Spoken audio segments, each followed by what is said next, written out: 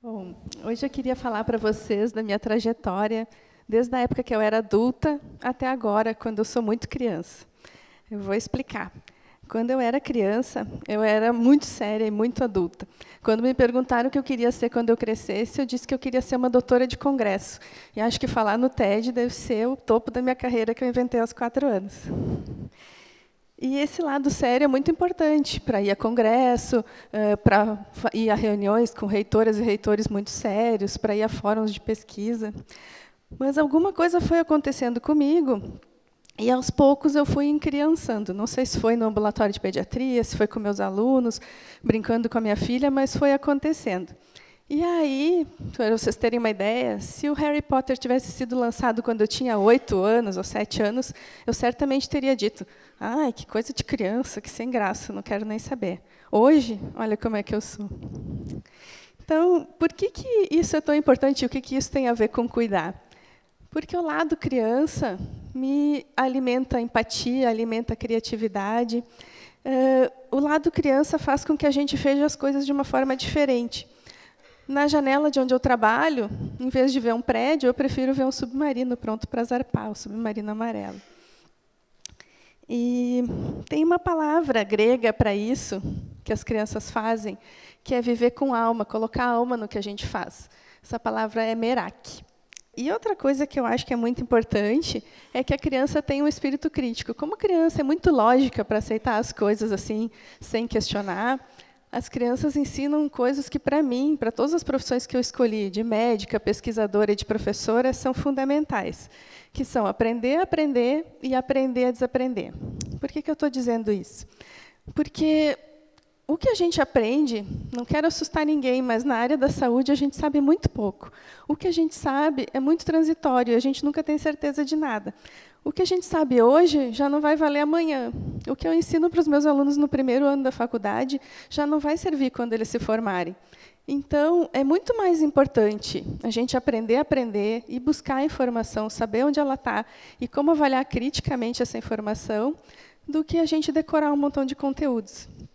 Então, o ensino para a saúde, o ensino do bem cuidar, também tem que mudar. Por exemplo, eu trabalho com prevenção cardiovascular. E, na minha área, por muito tempo se falou que, por exemplo, a obesidade era uma questão de balanço entre ganho calórico e gasto calórico, que era importante fazer uma dieta restritiva, evitar alguns alimentos, por exemplo, gorduras, e se focar nos alimentos diet light. Hoje a gente sabe que essas dietas muito restritivas são até perigosas. Elas podem não só engordar, como causar problemas bem maiores, como transtornos alimentares. Então, ficar estressado com um determinado tipo de alimento pode só piorar a situação. Existem gorduras boas, assim como existem alimentos light muito ruins.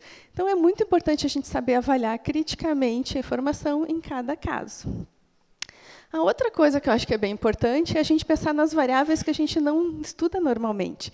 Por exemplo, a dieta mediterrânea. A dieta mediterrânea é muito saudável, tem vários estudos mostrando que ela é ótima.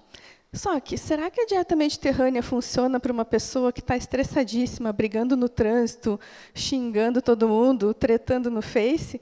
Ou será que a dieta mediterrânea funciona porque lá os italianos, os gregos e os franceses ficam na mesa, em volta da mesa, saboreando a vida, curtindo os amigos, né, conversando, passaram o dia inteiro fazendo alguma atividade física, algum tipo de movimento? A mesma coisa atividade física. Se você passar 8 horas sentado e depois for correr uma maratona, por obrigação, pode não ser a melhor coisa.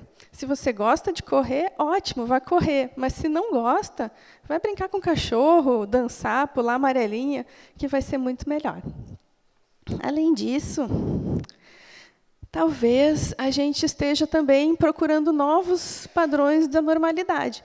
Talvez o que a gente considerava como normal pode não ser mais tão normal. Talvez ter um pouquinho de peso a mais seja melhor em termos de desfechos reais de saúde para homens e mulheres reais. Então, a gente tem que pensar se o que a gente considerava normal antes era normal em termos de saúde ou era só um ideal estético que não é nem possível de atingir, né, na nossa sociedade.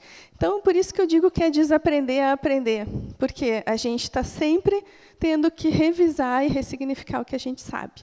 Então, como diz o mestre Oda, muito aprender você tem e desaprender tudo que você aprendeu, você precisa.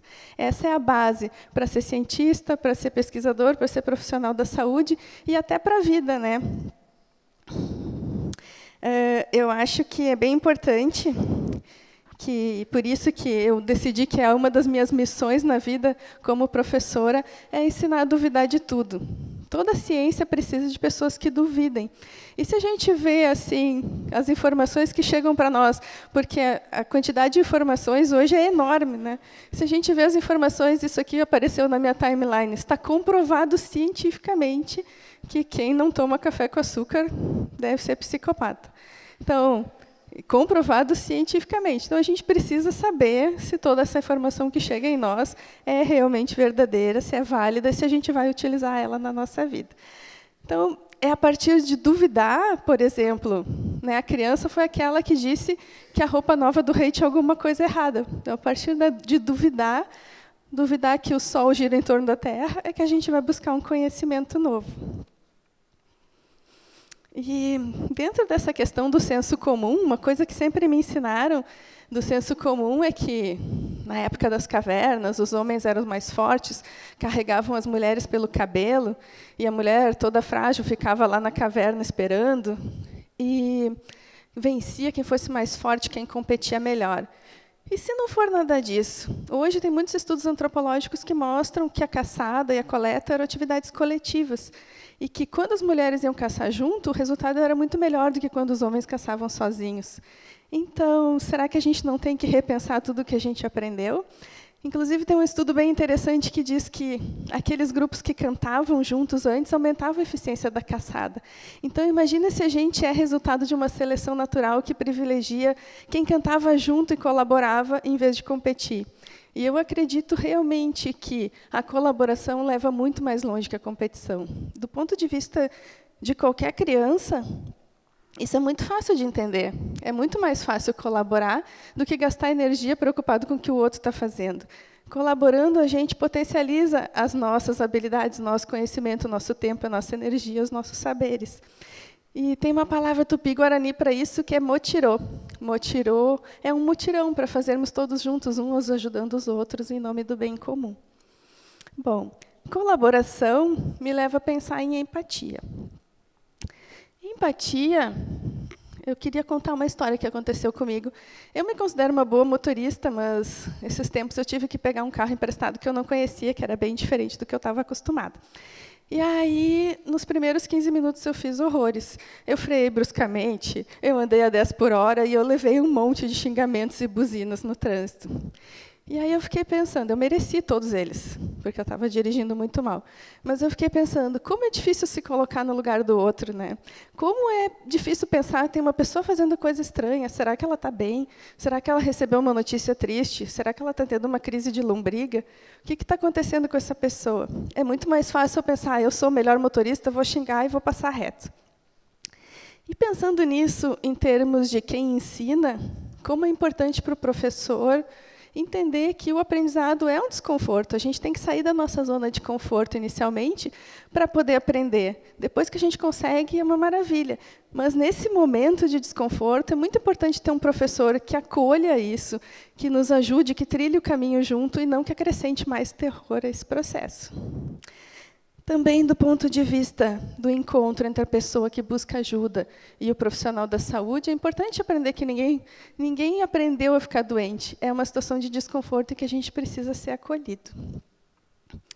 E isso é o que se chama de Ubuntu, uma palavra de raiz banto que quer dizer, difícil de traduzir, mas quer dizer, eu sou porque nós somos. Né? Existe uma conexão entre todos nós. E, por causa dessa conexão entre todos nós, eu resolvi aprender uma outra coisa. Já era boa motorista de carro, mas resolvi aprender a dirigir um ônibus enorme, cheio de passageiros, que se chama Universidade. Por que eu resolvi fazer isso? Porque eu achei que, nesse momento, era o melhor cuidado que eu poderia oferecer. Porque, Todos nós somos, e se a gente acredita que uma coisa pode mudar, está na hora de arregaçar as mangas e fazer. Eu acho, tenho essa hipótese maluca de que excelência acadêmica pode conviver com felicidade e que amor não deveria ser uma palavra estranha na academia. Eu acho que felicidade, a gente pode fazer as coisas com muita seriedade, mas se a gente fizer com muita seriedade e, ao mesmo tempo, pensar no nosso lado criança, isso não precisa ser uma coisa chata. Então, se a gente tiver uma universidade que é muito boa tecnicamente, mas que a gente possa ser feliz, ela vai ser quase como uma escola de magia.